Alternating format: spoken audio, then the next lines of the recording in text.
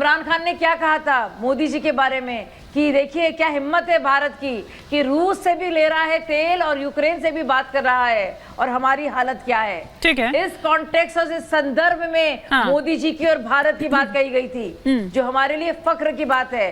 राहुल गांधी चुनाव जीते, ठीक है, ये फवाद चौधरी की पर्सनल चॉइस है, ठीक है, ये बात नहीं कही गई। ठीक है, लेकिन फवाद चौधरी की इस शाबाशी से या तारीफ से या कुछ भी आप कहिए, जिस तरह से कह रहे हैं कि राहुल ऑन फायर, इससे कुछ असर वाकई पड़ेगा क्या संजय जी? और जैसा कि मैंने पहले भी कहा कि क्या भारत का चुनाव जो है, जो राजनीति है भारत की, वो बगैर पाकिस्तान के नहीं हो सकती है? देखिए मानिए, जहां तक चर्चा हो रही थी कि फवाद चौधरी के वक्तव्य से कुछ फर्क पड़ेगा, देखिए कोई फर्क पड़ता नहीं पड़ता, लेकिन जो याराना है कांग्रेस पार्टी का पाकिस्तानियों के साथ आज से नहीं है। आपने कई दफा देखा होगा जब भी इलेक्शन होते हैं तो कहीं ना कोई नेता पहुंच जाता है, जहां पाकिस्तान के समर्थन मांगने लगेगा, चाइना समर्थन मांगने लगेगा,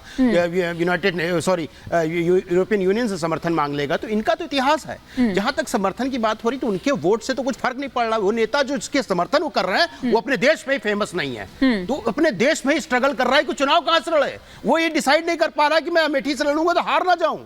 तो वो जो आदमी खुद अपनी पार्टी का नेतृत्व तो नहीं कर पा रहा हो, अपने सीट का चयन नहीं कर पा रहा, उस पार्टी के लिए अगर पाकिस्तानी बोलता उससे चुनाव पर फर्क नहीं पड़ता। लेकिन ये जरूर दर्शाता है कि इनकी मानसिकता क्या है, इनकी मानसिकता कैसे लोगों के साथ है। ये बताइए, यही देश है, यही शासन करने वाले लोग थे जब पाकिस्तानी सेना आती थी और हमारे सैनिकों का गला काट के ले जाते थे।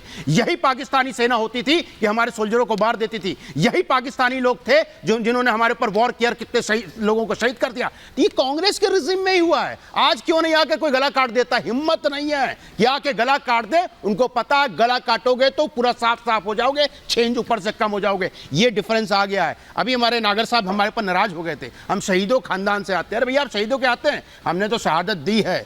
हमारे दादा से लेके, पिता से लेकर हमें छोड़ के बाकी सभी लोग आर्मी में रहे हैं, और हम जानते हैं कि क्या होता है, कष्ट क्या होता है, अपने को खोने का गम क्या होता है। आपको गम नहीं होगा क्योंकि आप राजनीति करते हो। राजनीति और गम में, दोनों में बहुत अंतर होता है। ये बताइए, खंडन क्यों नहीं किया राहुल गांधी ने? इनका खंडन कर सकते थे ट्विटर पे ना, खंडन नहीं करेंगे। केवल राहुल गांधी बल्कि किसी ने भी कुछ नहीं कहा। पर एक कि आप इस पर रिएक्शन दे, एक बार कर्नल शैलेंद्र का इस पर एक रिएक्शन ले, एक बार। बहुत बड़ा इतिहास है मेरा। एक बार कर्नल शैलेंद्र का भी एक रिएक्शन ले लो, फिर आप एक साथ जवाब दे दीजिएगा सर। कर्नल का रिएक्शन आना जरूरी है यहाँ पर। और शहादत के ऊपर लोकप्रियता लेता नहीं और राजनीति करता नहीं। राजनीति होती है मुद्दों के ऊपर। बताइए, आप कास्ट सेंसस के लिए तैयार हैं क्या? पिछड़ों को संख्या के आधार पर आरक्षण देने के लिए तैयार है क्या? दीजिए सवाल का जवाब। मैं पूछता हूं भारतीय जनता पार्टी की प्रवक्ता से भी। प्रधानमंत्री भी कहते हैं कि हम सबसे बड़े ओबीसी के हैरम ख्वाह हैं। आप दीजिए ना, बताइए आप लोगों के लिए।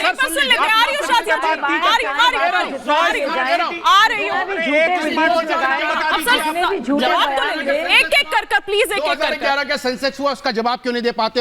अभी तक उजागर क्यों नहीं किया? अरे 2018 में कर्नाटक 24 में 2021 का सेंसस क्यों नहीं हुआ? है आप 2021 का सेंसस क्यों नहीं हुआ? बेरोजगारी की बात करते हैं। 4 महीने पहले आपकी राजस्थान, एक-एक कर प्लीज, एक-एक कर देखिए, नहीं मुझे तो कुछ समझ नहीं आ रहा। आप लोगों को आ रही है एक दूसरे की बात समझ? मुझे नहीं आ रही है। एक-एक प्रश्न का जवाब दिया, मैं दे रहा हूं। ये जवाब नहीं दे पाएंगे। मानी, मैं पिछड़े को गिनने से क्यों डरते हैं? क्यों बैक फुट पे चले जाते हैं? तो वो कह रहे हैं कि आपने अगर गिना, सुनिए ना, वो पूछ रहे हैं, सुनिए ना दुष्यंत जी, एक बार वो एक सेकंड, वो कह रहे हैं कि भैया जब आपने करा लिया था, गणना आपने करा ली थी, तो सार्वजनिक क्यों नहीं की? पहले उसका जवाब दे दीजिए, फिर उसके बाद वो आपकी बात का जवाब दे देंगे। तो दिखा दीजिए क्यों नहीं करा पाया। एक डेटा इकट्ठा करके पब्लिश करने जा रही थी, सरकार चेंज हो गई। अरे सरकार 2011 में, लेकिन सर 11 से लेकर 14 तक तो वक्त था ना। 3 साल से लेकर 14 तक सो रहे थे, 3 साल सो रहे थे मान्यवर। दुष्यंत जी, ऐसा नहीं है ना। 2011 में आपने सर, लेकिन आपने 11 में कराई थी ना, 11 में कराई थी। 11 से लेकर 14 तक तो आप थे, आप ही की सरकार थी सर। जब तक गणना करके डेटा तैयार होता, सरकार बदल गई। अब ये पहली बार हुआ है कि हर 10 साल में सेंसस होता था। 11 के बाद में 21 में सेंसस नहीं हुआ। इन्होंने सेंसस नहीं कराया, सेंसस से बार-बार बच के भागे। तो हो गया ना, क्यों नहीं? 400 हिमाचल वाला 400 महिलाओं के बलात्कार का आरोप है रेवन्ना पे। जिसकी तारीफ माननीय प्रधानमंत्री जी ने करी, वो देश छोड़ के कैसे निकल गया, सरकार कैसे भाग गया। माल्या 35 बैग लेके माल्या भारत का 10,000 करोड़ रुपया लेके भाग गया। कमाल की इनके बात है कि कार्यकाल में मुद्दा भाग कोई गया। भी हो, टॉपिक कोई भी हो, घुमा फिरा कर उसी पर ले आएंगे जिस पर गारंटी देने की बात कर रुक जाइए ना दुष्यंत जी, एक एक कर देखिए प्लीज कैसे भागा से दुष्यंत जी और संजय जी, अगर बच्चे आप दोनों को रोक रही हूँ। मुझे कर्नल शैलेंद्र का रुख करना है। वापस मुद्दे पर लौटेंगे। कैसे भाग गया? वापस मुद्दे पर लौटेंगे। नहीं, मैं आप दोनों को रोक रही हूँ, आप दोनों को रोक रही हूँ प्लीज सर। जिस पर चर्चा कर रहे हैं उस पर वापस लौटते हैं और आपको वापस लेकर आ रहे हैं कर्नल शैलेंद्र उस वक्त रिएक्ट करना चाह रहे थे। मैं सिर्फ ये कहना चाहूंगा कि फवाद चौधरी थर्ड क्लास आदमी है, इसमें कोई डाउट नहीं है, और उससे रिलेटेड एक थर्ड क्लास डिबेट करना अपने आप में बहुत इंपॉर्टेंट हो जाता इसलिए है क्योंकि उसने जो राहुल गांधी की वो जो वीडियो टैग करी है वो मुझे बहुत डिस्टर्बिंग लगी कि मेरे देश का एक बड़ा नेता इतनी गलत बात बोल गया जिसका लोगों ने नोटिस नहीं लिया। क्या थी वो बड़ी बात? उन्होंने शुरुआत किया, देखिए ये नाचने वाली ऐश्वर्या राय। ऐश्वर्या राय नाचने वाली दिखी आपको सर एज पॉलिटिशियंस? आपको अपनी बेटी नहीं दिखाई दी देश की? आपको मिस यूनिवर्स मिस इंडिया नहीं दिखाई दी? उसके अंदर वो एक्ट्रेस नहीं दिखाई दी? आपको वो एक नाचने वाली दिखी। This was very sad for me कि हम अपने ही देश में महिला से रिलेटेड कितनी बातें करते हैं और वो फवाद चौधरी उसी को टैग कर कर आपके बाकी के कमेंट्स दे रहा है।